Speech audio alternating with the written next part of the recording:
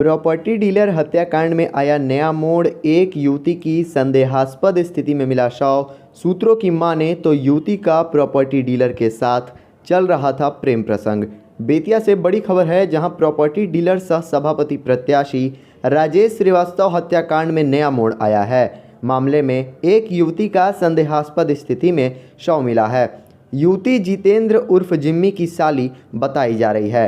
बता दें कि जिम्मी उर्फ जितेंद्र को पैर में घटना के दिन अपराधियों ने गोली मार दी थी। युवती का शव संदिग्ध स्थिति में नरकटियागंज के हरदिया गांव से मिला है।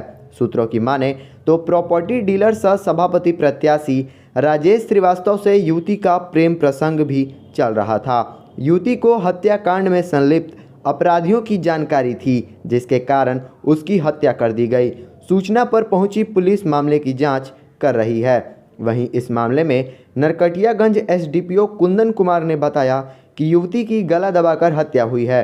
पुलिस मामले की जांच कर रही है। मामला हत्या है या आत्महत्या, इसकी जांच हो रही है। जिस दुपट्टे से गला दबाकर हत्या की गई है, उस दुपट्टे की तलाश पुलिस कर रही है। युवती स्मृति की संदिग्ध अवस्था में हुई मौत राजेश हत्याकांड में नया मोड़ लाकर खड़ा कर दिया है। पुलिस मामले की गंभीरता से जांच में जुट गई है। पुलिस ने शव को कब्जे में लेकर पोस्टमार्टम के लिए बेतिया जीएमसीएच भेज दिया है। लड़की की मृत्यु हुई है। पोस्टमार्टम रिपोर्ट आने के बाद क्लियर होगा कि मृत्यु का स्पष्ट कारण क्या है। ये मतलब क्या आपको लग रहा है? क्या गला में पोस्टमार्टम रिपोर्ट आने के गला में बाद निशान भी पाया गया है क्या सर? पोस्टमार्टम रिपोर्ट आने के बाद पता चलेगा कि मृत्यु का स्पष्ट कारण क्या नहीं है। तो मन गला में निशान था हाँ, क्या? निशान भी है। निशान है। ये कौन है? ये जिमी जो है उसकी साली है क्या? हाँ, साली।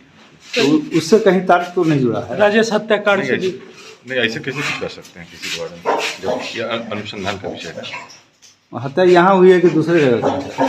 हत्या आप कैसे से बता रहे हैं? हत्या है कि आत्महत्या है? जी, ये तो मैंने वही पोस्टमार्टम रिपोर्ट आने के बाद घटना पोस्टमार्टम रिपोर्ट आने के बाद पता चलेगा।